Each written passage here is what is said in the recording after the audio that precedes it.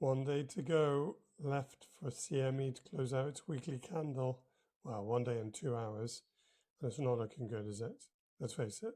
There are many more bearish weekly candles on this chart, on this whole consolidation section. Maybe this one.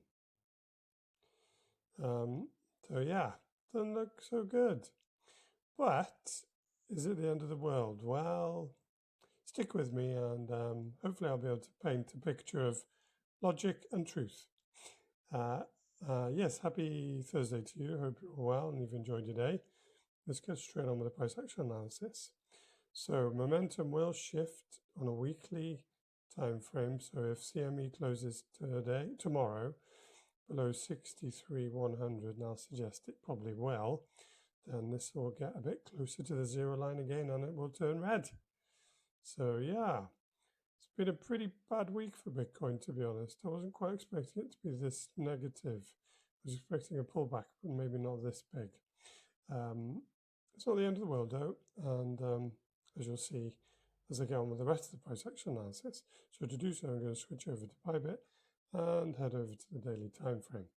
So you can see that's the range I had on before, which is kind of null and void now, so I might just get rid of that. But you can see that Bitcoin for the last 2 days has been in a period of indecision.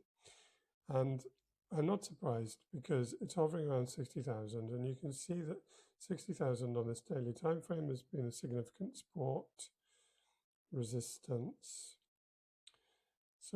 resistance level consolidation for some time.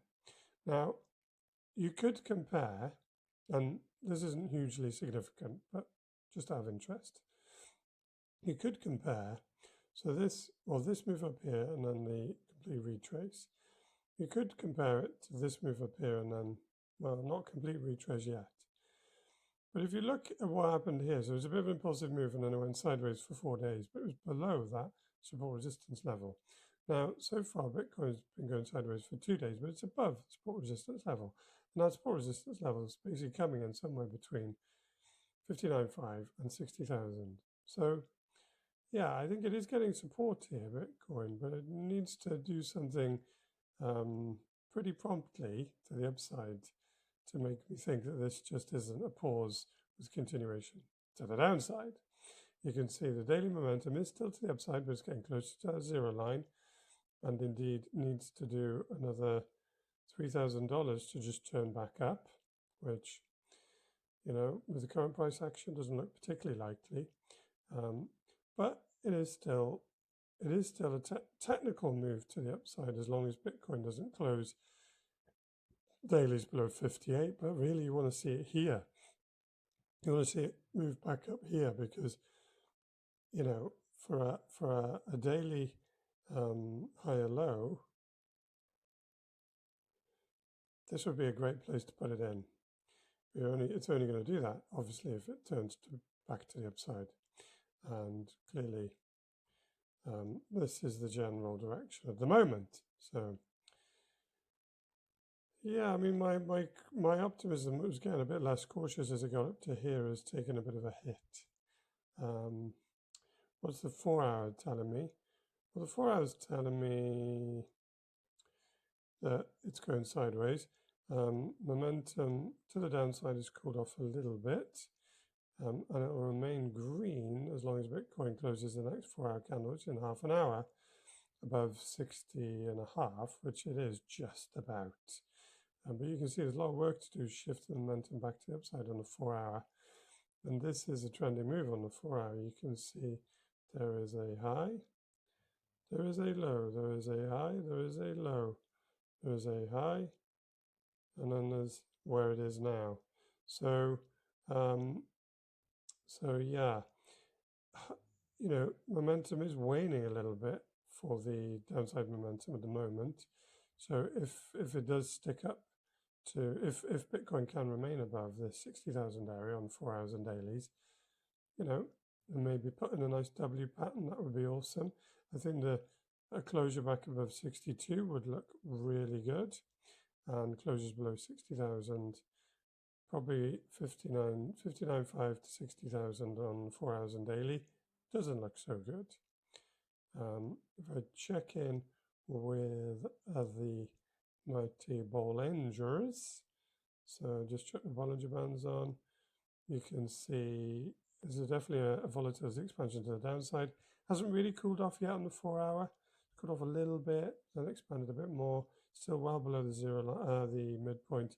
Midpoint's coming in, lo and behold, 62,000. So that's really where Bitcoin needs to get back up above to at least then provide some 4 hour consolidation rather than downside move. On the daily, yeah, okay, so the Bollinger, so there was volatility expansion to the upside here. You can see it's then cooled off. It's not totally cooled off yet, but the midpoint is 62.5, so quite similar to the 4 hour.